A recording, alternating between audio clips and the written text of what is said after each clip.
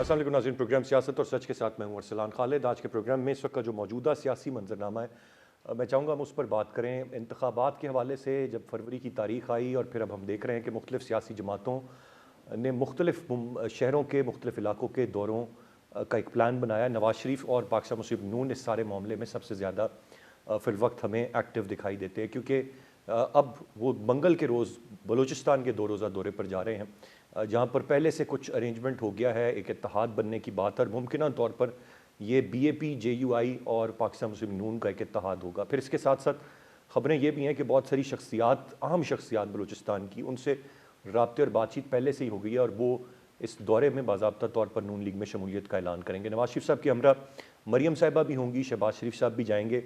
और इससे पहले हमने देखा कि कुछ कराची में मुमकिन इत्तेहाद और सिंध की बात थी, और फिर एक स्केड्यूल भी आ गया जिसके तहत मुख्तलिफ़ इलाकों में नवाज शरीफ साहब ने अपनी इंतखाबी मुहिम का आगाज़ करना, जो जलसे हैं वो करने हैं। दीगर सियासी जमातों के हवाले से भी यकीनन इत्तलात हैं, लेकिन सबसे ज़्यादा इस वक्त हमें मौजूदा हालात में पाकिस्तान मुस्लिम नवाज़ एक्टिव नज़र आ रही है। बाकी जमातें उतनी एक्टिव नहीं हैं। पीपल्स पार्टी के हवाले से सवालात उठ रहे हैं कि वो उतने एक्टिव क्यों नहीं दिखाई दे रहे, और उनके बयानात सिर्फ नवाज शरीफ साहब के लाडले होने के गिर्द ही इस वक्त घूम रहे हैं। ज़राए से ये भी खबरें हैं कि नवाज शरीफ साहब कंसर्न हैं, परेशान हैं इस बात को लेकर कि ये क्यों एक लेबल उनको दे दिया गया है और ये पीपल्स पार्टी और PTI ने उनको दिया है, और वो इस दाग को, इस लेबल को धोना भी चाहते हैं, दूर भी करना चाहते हैं कि वो कोई इस्टेब्लिशमेंट के लाडले नहीं हैं, बल्कि उनको अवाम की पजीराई हासिल है और उसी मकबूलियत की बिना पर वो मुल्क के वज़ीर आज़म चौथी मरतबा बनने का इरादा रखते हैं। फिर इसके साथ साथ हम देखें तो एक जमात के हवाले से बहुत सारे सवालात हैं कि इंतखाबात में उन्होंने किस तरह से मौजूद होना है, कहाँ मौजूद होना है। गिरफ्तारियाँ उनके मुख्तलिफ़ रहनुमाओं की एक के बाद जारी रहती हैं। कल असद उमर साहब, जो कि बड़े एक्टिव रहे 10 साल से ज़्यादा अरसे तक पाकिस्तान तहरीक इंसाफ में, उन्होंने बिल्कुल ज़ाती ज़िंदगी गुजारने का, सियासत से किनारा कशी इख्तियार करने का और पब्लिक लाइफ से दूर होने का ऐलान कर दिया। इसी तरह दीगर रहनुमा, कुछ की गिरफ्तारियाँ हैं, कुछ पर केसेस हैं। ये सारी की सारी इस वक्त की एक सूरत हाल है जिसमें हम आहिस्ता आहिस्ता कह लीजिए कि इंतखाबात की जानिब बढ़ रहे हैं। ये मामलात किस सिमत जाएंगे और क्या सूरत हाल होगी, मैं चाहूँगा तफसील से आज के प्रोग्राम में ज़रा इस सारे मामले पर बात हम करें। गेस्ट पार्टिसिपेंट्स का तारुफ कराता चलूँ।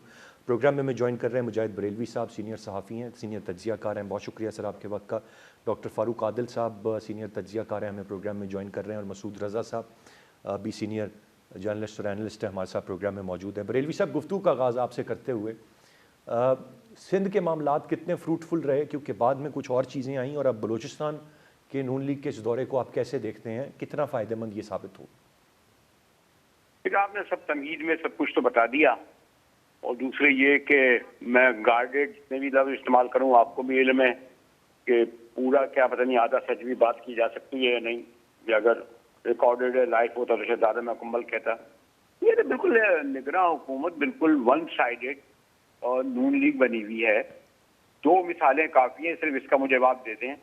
जब मियाँ साहब ने 21 अक्टूबर को मीनार पाकिस्तान पे इतना बड़ा जलसा किया, तो एक पार्टी जिसकी सारी क़यादत जेल में है, उसने वर्कर कन्वेंशन एक छत पे किया था, वो तो करने नहीं दिया, बेचारे डंडे मार मार के उनका भुरकस निकाल दिया, भगा दिया। आज ही मैं पढ़ रहा था कि जब तमाम पार्टियां जलसे कर रही हैं, शायद कराची में एक उस जमात का नाम लेने से लोगों का निकाह टूट जाता है, वो कर रही थी वर्कर कन्वेंशन, उसके पहले ही रात को इतनी पकड़ जकड़ हुई थी। तो क्या यानी एक मजाक हो रहा है? ये बेकार आपने इतनी लंबी तमीज कही कि जी मियाँ साहब बलूचिस्तान जा रहे हैं, मियाँ साहब के लिए ये हो रहा है, पीर पार्टी सब हो रही है, तो आप हाथ पैर बांध के क्या सारी दुनिया को बेवकूफ़ समझते हैं? क्या ये सियासी जमातें, ये क़यादत या इनके जो गेम प्लानर है, या इनके क्या ये सब लोगों को बेवकूफ़ समझते हैं? खुद अहमकों की जन्नत पे रहते हैं, लोगों को अहमकों की जन्नत पे रहते हैं। तो क्या यानी आप बात कर रहे हैं अब मैं तजिया तबसरा करूँ इस सूरत हाल में? मैं ख्याल इस बार में फारूक आदिल साहब से ज़्यादा आपको, क्योंकि डॉक्टर भी हैं, इस बारे में तबसरा तजिया करेंगे कि क्या ये इलेक्शन फेयर फ्री होंगे, जिसमें एक जमात अभी इलेक्शन का प्रोसेस भी नहीं शुरू हुआ है। यार कॉर्नर मीटिंग तो आप करने ही नहीं दे रहे हैं, छोटी सी वर्कर कन्वेंशन तो कर नहीं दे रहे हैं, और मियाँ साहब के लिए हाई कोर्ट तक जो है एयरपोर्ट आ जाता है, पुलिस वैगनें आगे पीछे चलती हैं। यही हाल पीर पार्टी का सिंध में है। इसमें आप क्या पहले ही से हमें नहीं पता कि गेम प्लानर ने जो एक बंदरनामा बनाया है? हाँ, ये जरूर है कि जिस दिन इलेक्शन का पेंडोरा बॉक्स खुला, जिस दिन ओपन इलेक्शन इंतखाबी मुहिम हुई, गेम प्लानर का पहला तो वो मिस कैलकुलेशन जो वो कर रहे थे, उनका ख्याल था कि जो गेम बना रहे हैं और हम एक आदमी को बाहर करके अपना सियासी मनहज ला जाएंगे, वो तो उन्होंने वो कामयाब होता नजर आ दिया।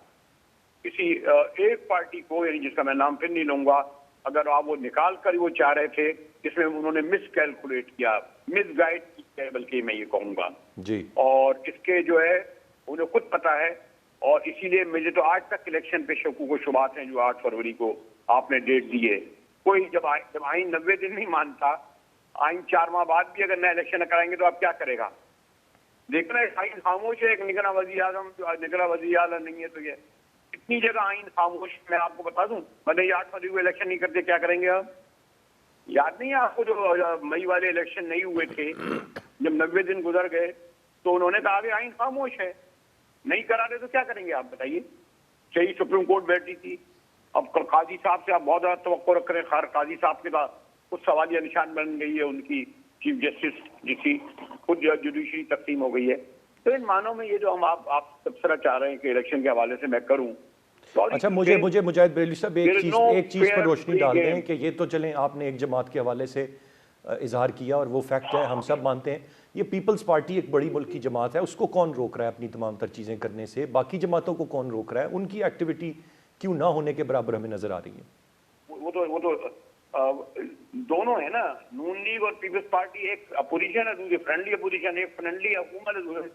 ये इन दोनों को तो काउंट ही नहीं करते। 18 माह ये गवर्नमेंट में रहे भाई, क्या नहीं करा इन्होंने 18 गवर्नमेंट के दरमियान? पोस्टिंग, ट्रांसफर, पैसा, फना, तमाम उन्होंने मेरे ख्याल आप वजीर खारजा ने 98 मुल्कों के विजिट कर लिए।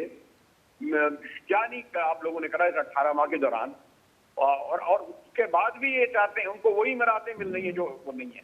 क्या बताइए क्या रुकावट है इनके जलसे जुलूसों में, क्या इनके बयानों रेस्पॉन्सेजों में, सिवाय एक जमात के? मुझे इसके फिर जवाब दे दीजिए ना, ये जवाब ले लीजिए। राइट, मैं ज़रा फिर अब डॉक्टर फारूक आदिल साहब की जानिब बढ़ता हूँ। डॉक्टर साहब, किस तरह से देख रहे हैं आप इस वक्त ये ख़बरें ज़राए से जो आज मेरे पास हैं कि नवाज शरीफ साहब को बड़ी परेशानी है कि उनको क्यों ये लाडले का, इस्टेब्लिशमेंट के लाडले का लेबल दे दिया, वो इस मामले को मिटाना चाहते हैं, ऐसी कोई बात नहीं है। आप कैसे देख रहे हैं ये इस वक्त वाकई हाथ पैर बांध के और एक जमात को सारा का सारा मामला दिया हुआ है कि आप जी खुल कर खेलें, कोई मसला नहीं है, कोई ऑपोजिशन है ही नहीं आपके लिए? अब बात यह है कि आप करते हैं कि हमें मुजाहिद बरेलवी साहब के सामने बिठा देते हैं, और मुजाहिद बरेलवी साहब की मेहरबानी है कि वो मोहब्बत करते हैं और उनके हम तो शागिर्दों की जगह हैं, और वो इसके बावजूद डॉक्टर भी कहते हैं और कहते हैं इसी से पूछो। तो मैं इसके लिए शुक्रगुजार हूँ, और आपका भी, और मुजाहिद बरेलवी साहब तो हमारे हैं ही उस्ताद। तो मेरी गुजारिश ये है कि क्या इलेक्शन कमीशन ने, क्या निगरान हुकूमत ने कहीं ये कहा है कि कोई एक जमात जिसका वो जिक्र नहीं कर रहे, मेरा तो वैसे निकाह नहीं टूटता, पता नहीं अगर आप इजाज़त दें तो मैं नाम भी ले लेता हूँ। ज़रूर लें सर। तो पाकिस्तान तहरीक इंसाफ को क्या किसी ने इंतखाबी सरगर्मी करने से रोका है? रिकॉर्ड पर वज़ीर आज़म काकड़ साहब, फिर आपका इलेक्शन कमीशन, फिर वज़ीर इत्तलात हमारे दोस्त सोलंकी साहब, बल्कि मुझसे ज़्यादा दोस्त हैं मुजाहिद बरेलवी साहब के, ये सब रिकॉर्ड पर हैं। उन्होंने कहा है कि ओपन है, आइए कीजिए, और अगर कोई ऐसे वाक़यात हुए हैं कि उनके हाथ पांव बांध दिए गए तो अदालतें खुली हैं, अदालतों में चले जाएं। अदालतें तो वैसे भी बड़ी फेवरेट हैं पीटीआई के लिए, तो उसमें तो कोई ऐसी बात है नहीं, तो ये करें। ये तो एक ऐसी बात है। जो बात दूसरी कह रहे हैं कि जी वो पीटीआई तो आपने सर जो फैक्ट्स बयान किए हैं, ये तो वो हैं जो सामने हैं, और जो कुछ चीज़ें पसे पर्दा हो रही हैं अगर उन पर भी रोशनी डाल दें तो फिर वो भी हम सब जानते हैं और उन पर भी बात करनी चाहिए। जो बात आप पसे पर्दा कह रहे हैं, मैं ये समझ रहा हूँ कि शायद आप जिक्र कर रहे हैं उस बात का कि मियाँ नवाज शरीफ को किसी ने एस्टेब्लिशमेंट का पसंदीदा करार दे दिया है। तो मेरे सामने तो ये बात रिकॉर्ड पर नहीं है। आज जो कहा जो मेमन साहब ने, पीपल्स पार्टी के रहनुमा हैं सिंध से, उन्होंने ये कहा कि वो लाडले हैं, या शायद बिलावल भुट्टो जरदारी साहब भी इशारतन ये बात कह चुके हैं, तो वो क्यों ना कहें। वो उनकी अपोजिशन करने जा रहे हैं, वो उनके मुखालिफ इलेक्शन लड़ने जा रहे हैं। मुस्लिम लीग सिंध में इलेक्शन की तैयारी कर रही है और वो उसके मुखालिफिन के साथ इत्तेहाद कर रही है। लाइक वाइज पंजाब में पीपल्स पार्टी यही काम कर रही है। तो अब जाहिर है कि ये एक दूसरे के अपोनेंट्स हैं, और जब ये हुकूमत में थे तो उस वक्त भी उन्होंने ये कह दिया था कि हम इस 14-15 महीने की या 16 महीने की हुकूमत में हैं, लेकिन हमारा कोई इंतखाबी इत्तेहाद नहीं है। और इंतखाबी इत्तेहाद नहीं है तो इसका मतलब यह है कि हम अलहदा इलेक्शन लड़ेंगे। आज जो साद रफीक ने कराची में कहा, उन्होंने कहा कि पीपल्स पार्टी में भी बाज दोस्त ऐसे हैं जिनकी जुबान तेज है, वो बात कर जाते हैं। हमारे यहाँ भी कुछ ऐसे लोग मौजूद हैं, वो बात कहने से बाज नहीं आते। तो अब जब इंतखाबी मरहला होता है, इस तरह की गहमा गहमी, इस तरह की इल्ज़ाम तराशी, इस तरह की चुटकुलेबाजी, चुटकियाँ, ये तो होती ही रहती है, ये कोई ऐसी बात नहीं। हाँ, सवाल ये है कि क्या पीटीआई इलेक्शन में आएगी। अब क्या, ये क्यों सवाल है? ये सवाल इसलिए नहीं है कि उसके लिए कोई रास्ता मसदूद कर दिया गया है, वो इसलिए मसदूद कर, इसलिए ये सवाल अहम है कि इमरान खान जो पीटीआई के सरबराह हैं, वो अहल नहीं है इलेक्शन लड़ने के, और आने वाले चंद दिनों में वो कौमी सलामती के खिलाफ मुकदमात में इम्कानी तौर पर उनकी नाअहली मजीद कन्फर्म हो जाएगी। तो ऐसी सूरत में इमरान खान का माइंड सेट हमारे सामने है। इमरान खान वो है जो किसी दूसरे को इख्तियार देने पर रजामंद नहीं। वो पार्टी की क्या, जबकि वो जेल में है तो कोई कायम मकाम सदर बनाने को तैयार नहीं है। वो जब इक़्तिदार से हट गए तो उन्हें ये गवारा नहीं था कि शाह महमूद कुरैशी जो कायदे हिज़्ब इख्तिलाफ बन के पार्लियामेंट में बैठे और दीगर अरकान पार्लियामेंट की हैसियत से जो प्रिविलेजेस हैं या जो थोड़ा बहुत इख्तियार है उसको एंजॉय कर सकें। लाइक वाइज उन्होंने पंजाब में भी यही किया कि अपनी हुकूमत डिसमिस कर दी, केपी में भी उन्होंने यही किया। दरअसल वो उनका अपना जहन ऐसा है कि वो अपने इलावा अपनी जमात को भी नहीं देखते। तो अब सवाल ये पैदा होता है कि अगर इमरान खान इलेक्शन में नहीं आ सकते तो क्या उनकी जमात इलेक्शन में आ सकेगी?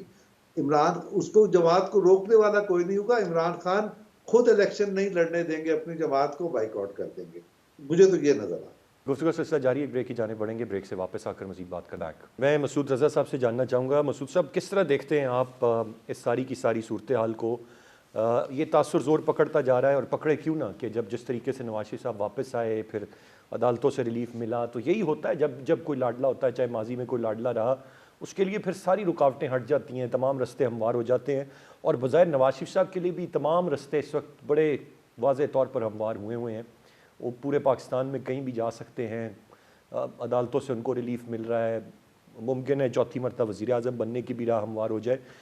तो ये तासुर जायज़ है या ये सिर्फ क्रिएट किया जा रहा है मुख्तलिफ ओपोनेंट जमातों की जानिब से, जिनमें वो बड़ा वाज़ेह तौर पर नून लीग कहती है कि पीपल्स पार्टी और पीटीआई शामिल है? बहुत शुक्रिया आपका। मुजाहिद साहब की बात कुछ कहना तो सूरज को चिराग दिखाने के मुतरादिफ है, मगर अब यहाँ मौजूद हूँ तो ज़रूर है, कुछ ना कुछ कहना होगा, बात करनी होगी। तो मुजाहिद साहब की इजाज़त के साथ और डॉक्टर साहब की इजाज़त के साथ ये कहना चाहूँगा कि मुजाहिद साहब ने जो गुफ्तगू की वो बिल्कुल 100% मैं उससे इत्तेफाक करता हूँ। ये कैसा इलेक्शन है? इलेक्शन नहीं, बल्कि मैं तो ये कहूँगा कि एक इलेक्शन की रस्म है जो अदा की जा रही है, और वो तमाम सियासी जमातें जो अपने आप को सियासी जमातें कहती हैं, जिनके अपने अंदर जमहूरियत मौजूद नहीं है, वो जमहूरी निज़ाम के लिए और जमहूरी प्रोसेस का हिस्सा बन रही हैं। और जब लाडला बनने पर अगर नवाज़ शरीफ साहब को शिकवा है कि उन्हें कोई लाडला कह रहा है, तो उन्हें खुद देखना चाहिए। एक केस में 7.5 साल की सज़ा है, एक केस में 10 साल की सज़ा है। ये सज़ाएँ मुअत्तल नहीं हुआ करती। नवाज़ शरीफ साहब की सज़ा मुअत्तल है, और कानूनी तौर पर इस वक्त इमरान खान और नवाज़ शरीफ की एक ही पोजीशन है, सज़ाएँ मुअत्तल हैं, और जो नाअहली है वो बरकरार है। तो नवाज़ शरीफ साहब इस वक्त जो सियासी एक्टिविटीज़ कर रहे हैं, अपनी सियासी जमात को लेके जा रहे हैं, इत्तेहाद कर रहे हैं, सब कुछ कर रहे हैं, तो नवाज़ शरीफ साहब तो नाअहल हैं। वो अपनी सियासत कर कैसे रहे हैं? उनको ये इजाज़त कैसे? इलेक्शन कमीशन इसका नोटिस क्यों नहीं ले रहा? वो बाहर क्या कर रहे हैं? उनकी सजाएं तो 7.5 साल और 10 साल वाली सजाएं, उनको तो जेल के अंदर होना चाहिए। वो बाहर क्या कर रहे हैं? मगर उनके लिए सारी सहूलियात मौजूद हैं। और फिर जिस तरह से MQM का इत्तेहाद हो गया, अभी बलूचिस्तान पहुँचे नहीं हैं, 18 इलेक्टेबल्स जो हैं वो जम होने के लिए तैयार हैं नून लीग के अंदर, इसके ऐलानात हो चुके हैं और ये बाप पार्टी के लोग हैं। तो क्या ये महज इत्तेफाक है कि इस वक्त हमारे वज़ीर आज़म काकड़ साहब का ताल्लुक बाप पार्टी से है? क्या ये सिर्फ इत्तेफाक है कि फवाद हसन फवाद और दीगर लोग जो नून लीग में नवाज शरीफ साहब के बहुत करीब थे वो इस वक्त वफाकी काबीना में हैं?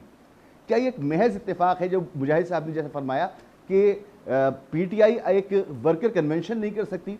28 जगह उन्होंने इजाज़त मांगी जलसा करने की, उनको तो इजाज़त नहीं मिली, उनको तो डंडे पड़ रहे हैं।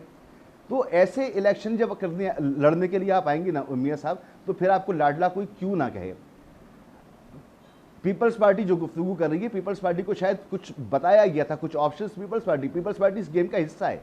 मैं ये नहीं समझता कि पीपल्स पार्टी इससे अलहदा है। पीपल्स पार्टी, ये जो इस वक्त मंजरनामा सामने नजर आ रहा है, ये जो इलेक्शन की रस्म अदा होने जा रही है, इसके बाद जो भी हुकूमत आएगी वो PDM की एक्सटेंशन हो सकती है, जिसके अंदर एक राजा रियाज जैसी कमज़ोर सी ऑपोजिशन होगी और बाकी तमाम लोग जो हैं वो ऑपोजिशन भी दरअसल फ्रेंडली ऑपोजिशन होगी, हुकूमत का हिस्सा होगी। और हुकूमत में ये तमाम सारी जमातें होंगी। सिंध में जो बंदर बांट है उसका हमें पहले से पता है, बलूचिस्तान में क्या हो रहा है हमें पहले से पता है, पंजाब में क्या हो रहा है हमें पहले से पता है। क्यों पता है? क्योंकि इलेक्शन नहीं हो रहे, ये इलेक्शन की रस्म अदा हो रही है, जैसे पहले इलेक्शन होते रहे थे। इलेक्शन होंगे तो फिर उस पर तज्जिया करेंगे कि कौन इस वक्त पावर में है, किसका क्या स्ट्रॉन्ग पॉइंट है, किसका मंशूर ज़बरदस्त है। इधर मंशूर वगैरह कानून कायदे ये सब तो दम तोड़ गए। इलेक्शन तो हो जाने चाहिए थे बहुत पहले। खैबर पख्तूनख्वा के इलेक्शन नहीं हुए, पंजाब के इलेक्शन नहीं हुए।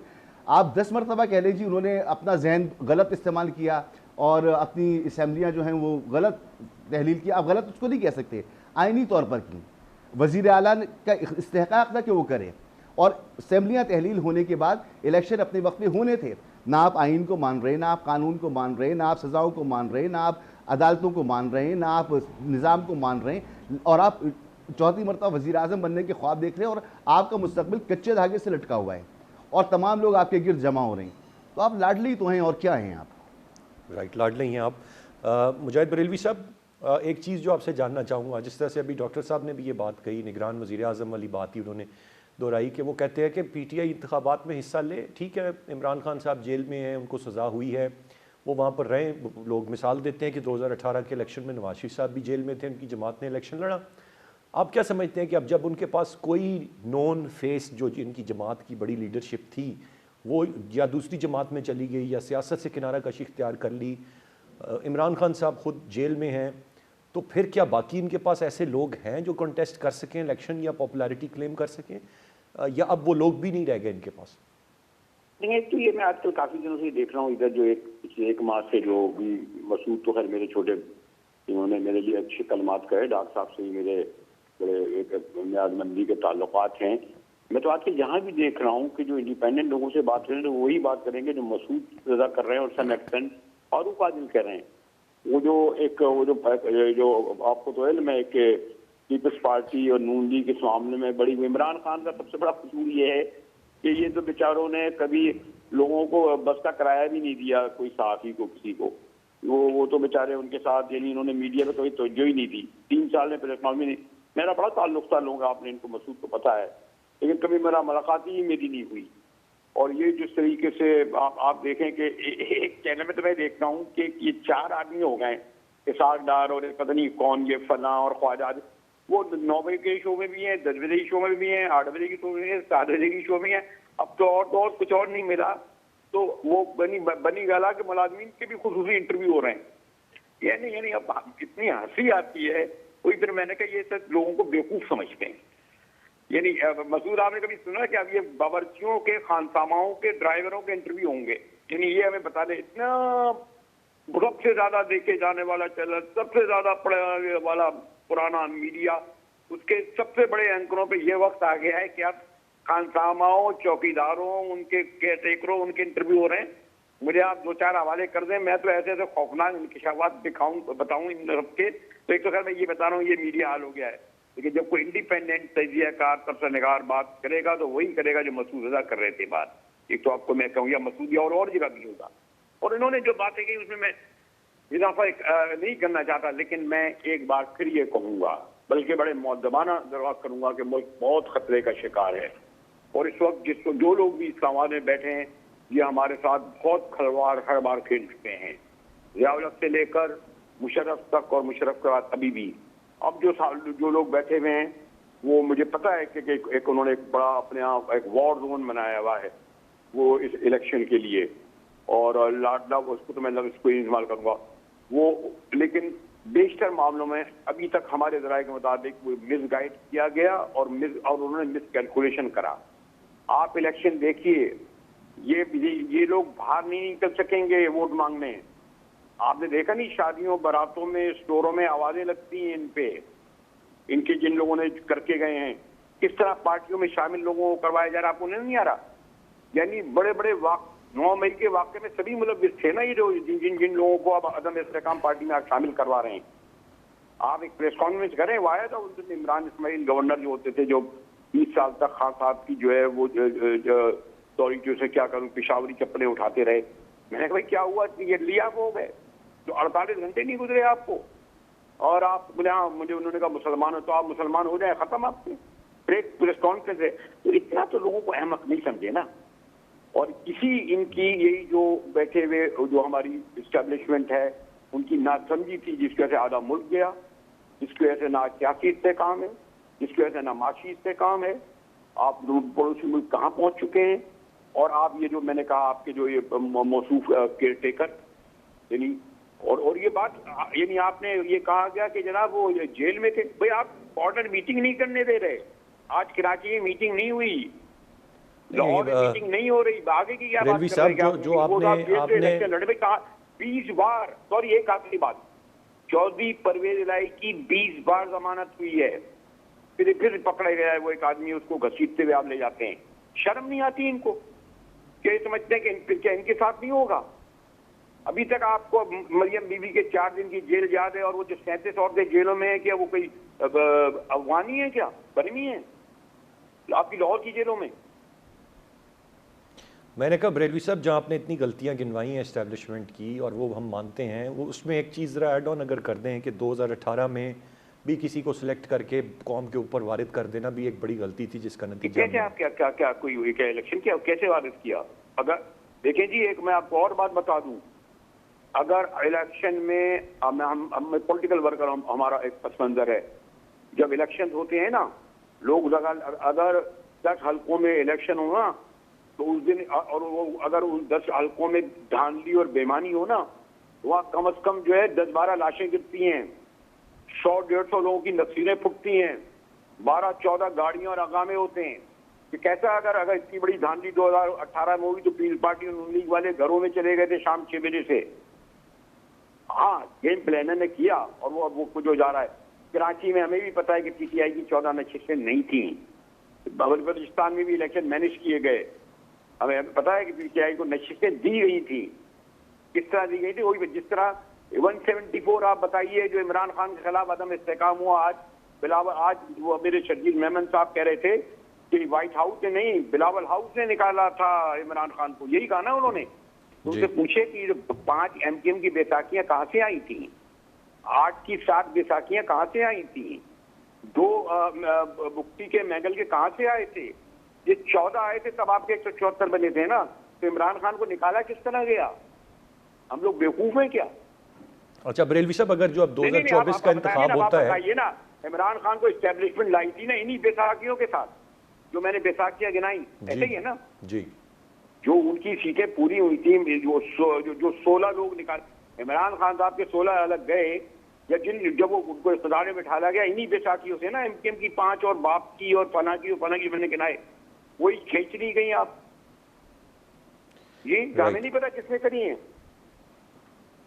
बिल्कुल सही। वो क्या बिलावल हाउस जो है वो पिंडी का क्या हेडक्वार्टर हो गया है? राइट बरेलवी साहब, आपका पॉइंट आ गया, लेकिन मेरा सवाल सिर्फ इतना सा होगा कि अगर अब 2024 के इंतखाब के दिन भी गोलियां नहीं चलती, लाशें नहीं गिरती, गाड़ियां नहीं टूटती, तो फिर जो भी नताइज आएंगे वो भी हम आवाम के नताइज समझ लें फिर। नताइज क्या, मुझे तो अभी तो इलेक्शन पे भी शक है। आपका जो है एक प्री प्लान तरीके से हुआ, नवंबर में इलेक्शन हो जाने थे आईनी कानूनी तौर पर।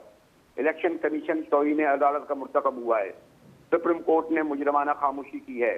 आपने नई और पीपल्स पार्टी और नून लीग और ये पार्लियामेंट इसलिए जिम्मेदार है कि इन्होंने अगस्त 8 अगस्त को जो है या 11 अगस्त से पहले अगर असेंबलियां तोड़ दी होती तो फिर 3 माह में इलेक्शन होते। अब जो कहते हैं ना हम इलेक्शन कराएंगे, इन्होंने जो 11 अगस्त को इन्होंने जो पहले तोड़ी, उसके बाद आपने पार्लियामेंट से कहा कि इलेक्शन कमीशन नई मर्दमशुमारी होगी, नई हल्का बंदियां होंगी।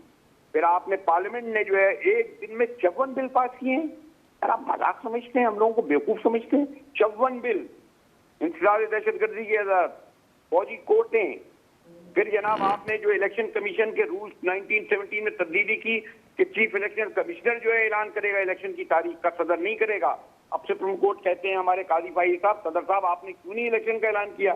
भाई आप ही ने तो राइट छीना था उनसे। राइट बरेलवी साहब, आपका पॉइंट आ गया। मैं जरा अगर आगे बढ़ूं, कितने पॉइंट दूं भाई मैं और आपको? ठीक है, मैं डॉक्टर साहब से जानना चाहूँ जी। गुफ्तगू का सिलसिला जारी है, ब्रेक की जाने पड़ेंगे, ब्रेक से वापस आकर मजीद बात करते हैं। वेलकम बैक डॉक्टर साहब। ये बहुत सारे लोगों का मानना है और ख्याल है, अभी गो के उससे बिल्कुल इत्तेफाक नहीं किया बरेलवी साहब ने, लेकिन बहुत सारे लोगों का ये मानना है कि जो गलती 2018 में हुई थी उसने बड़ा नुकसान पहुँचाया है मुल्क को, और ये अब जो सारा कुछ हो रहा है ये उसकी तस्हीह हो रही है। आपकी क्या राय होगी इस पर? अच्छा, अब देखें, मुजाहिद बरेलवी साहब ने बहुत सारे नुकात ज़ेरे बहस लेके आए हैं। मैं ये समझता हूँ, अगरचे मैं अपने कोई नोट्स तो नहीं लिए कि एक एक करके बात कर सकूँ, लेकिन मैं ये समझता हूँ कि उन पर बात करनी ज़रूरी है।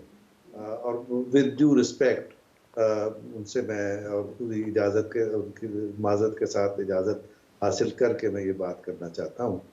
देखें, मुजाहिद बरेलवी साहब ने एक बात ये फरमाई कि मुल्क खतरे में है। यकीनन मुल्क खतरे में था, इसलिए कि इमरान खान की हुकूमत बाय डिज़ाइन पाकिस्तान को डिफॉल्ट कर रही थी। इसलिए कि जब इमरान खान इक़्तिदार में लाए गए, और वो अभी तस्लीम किया बरेलवी साहब ने, और ये बड़ी यानी अज़मत की बात है और हिम्मत की बात है कि तस्लीम किया कि धांधली करके लाए गए।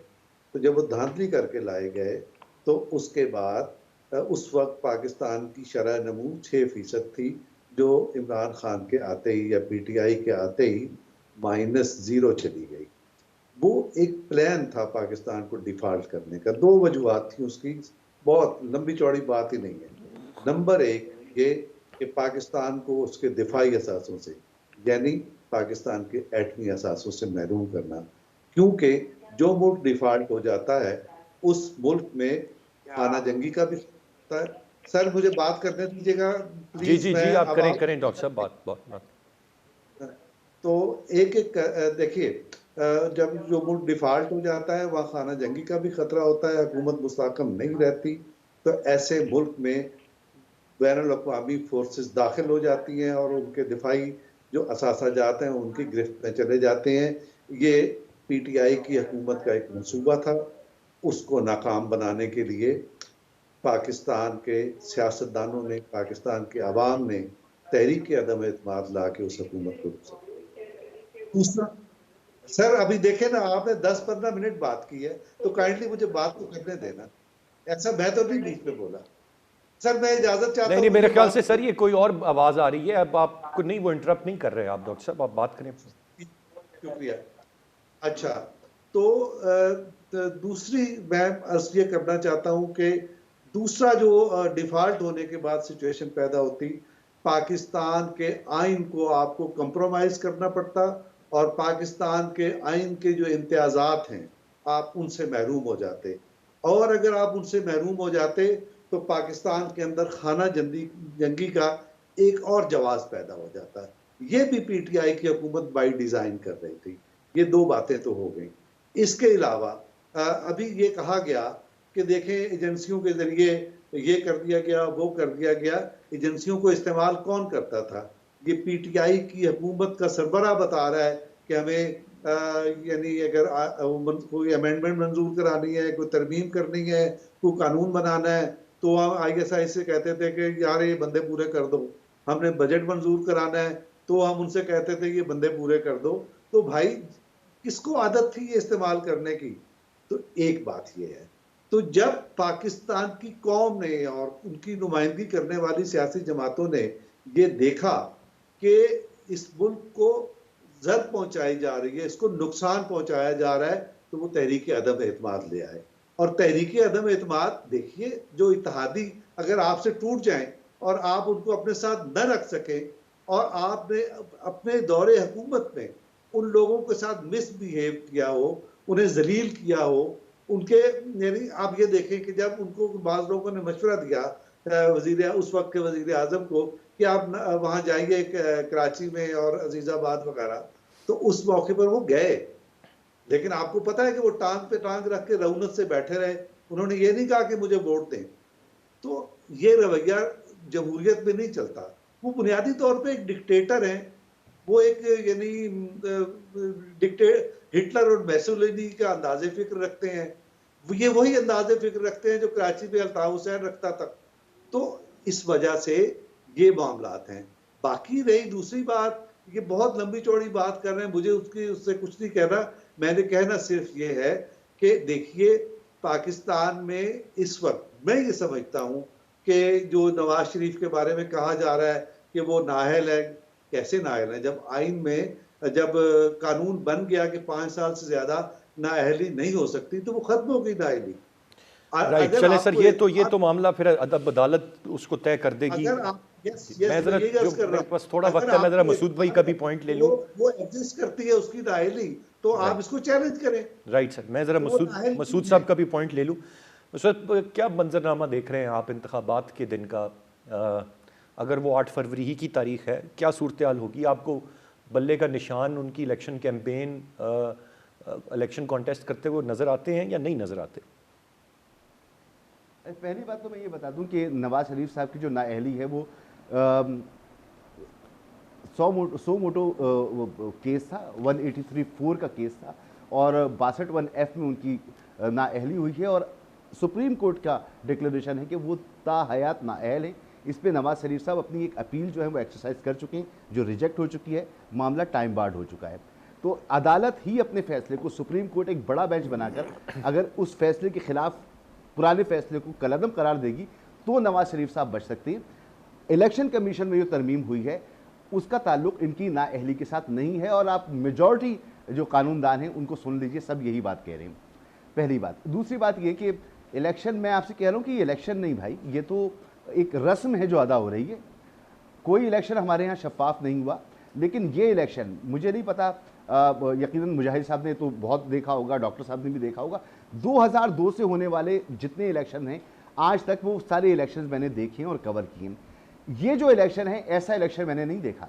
2018 में नवाज शरीफ साहब की पार्टी के लोगों की गिरफ्तारियां ज़रूर होती थी, उनका अच्छा वक्त नहीं था, लेकिन ये थोड़ी था कि 20-20 मरतबा ज़मानतें हो रही हैं और गिरफ्तारियां हो रही हैं, निकलने नहीं दिया जा रहा। और नवाज शरीफ साहब जो हैं वो, मैं क्या उन पर बात करूं, यानी ये माहौल नवाज शरीफ साहब के सामने है। आप देखिए नवाज शरीफ साहब की सियासत को इस साल 2023 में, पूरे अमली सियासत को उन्हें 40 साल हो गए और 40 साल बाद भी वो वही गलती दोहरा रहे हैं जो आज से 5 साल पहले, 6 साल पहले, जिससे वो तौबा कर चुके थे। नवाज शरीफ साहब से ये तवक्को नहीं थी कि उनके होते हुए या पीपल्स पार्टी के होते हुए आइन का ये असर होगा, अदालतों का यह असर होगा, अदालती फैसलों का यह असर होगा।